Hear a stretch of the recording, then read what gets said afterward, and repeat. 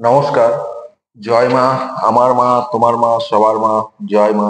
মা সবার মঙ্গল করুক, সবাইকে ভালো রাখুক। আজকে আপনাদেরকে যেটা বলবো, দীঘার হোটেল নিয়ে অনেক ব্লগ আমি শুনলাম। অনেকে বলছে যে দীঘার যে হোটেল মালিক, দীঘায় যে হোটেলগুলো আছে তারা প্রচুর টাকা নিচ্ছে, প্রচুর বেশি নিচ্ছে। কিন্তু একটা জিনিস আপনাদেরকে বলবো, দীঘায় যেটা আছে আপনার, আজ থেকে মন্দির উদ্বোধন হওয়ার আগে পর্যন্ত এই জায়গায় দীঘার একটা সিজন থাকে 3 থেকে 4 মাস। আর 8 মাস যেটা থাকে কোনো সিজন থাকে না, তখন অফ সিজন।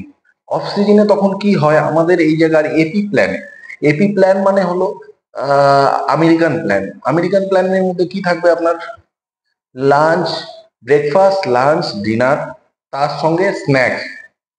এতগুলো আইটেমের মধ্যে যেরকম 2+2, টু 2+2 ভেজ, 1 ফিশ 1 চিকেন, তারপর আপনার মাটন থাকবে, তারপর 2 veg starter 2 non veg starter. এরকম হলো ব্রেকফাস্ট, লাঞ্চ, ডিনার, টি। এগুলো এই জায়গায় দীঘার বুকে ওই হোটেলগুলো দেয় আপনার 1600 1400 1300 টাকাতেও। কিন্তু একটা জিনিস আপনি ভাবুন, তখন তো অনেক কমে দীঘায় এত সস্তা, এটা আপনি কোথাও পাবেন না ভারতবর্ষে। এত সস্তায় দীঘা দীঘা যে হোটেলে রুম রেন্ট গুলো দিত, মানে এটা হয় 8 মাস। এই জায়গায় দীঘাতে 250 300 টাকাতেও আপনারা লজ পাবেন।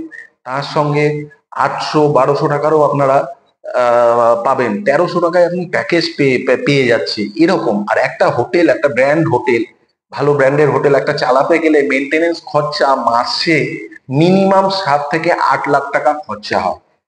কিন্তু এই টাকাটা আসবে কি করে? তারপর এত স্টাফ, একটা হোটেল চালাতে গেলে মিনিমাম 70 থেকে 80টা স্টাফ লাগে। এত স্টাফ এর খরচা কোথায় থেকে আসে? এটার জন্য তো আপনার 4 মাসের বিজনেসে হয় না।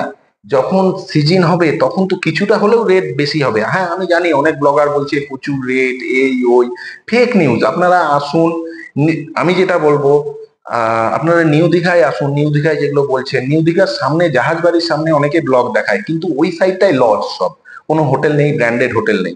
আমি যেটা বলবো, ঢেউসাগরের সামনে আপনারা আসুন, এসে এই জায়গার ঢেউসাগরের পাশের যে হোটেলগুলো আছে সেখানে ব্র্যান্ড আছে অনেক। সেখানে এসে আপনারা দেখুন, দেখলে বুঝতে পারবেন কতটা রেট বেশি কিছুই না।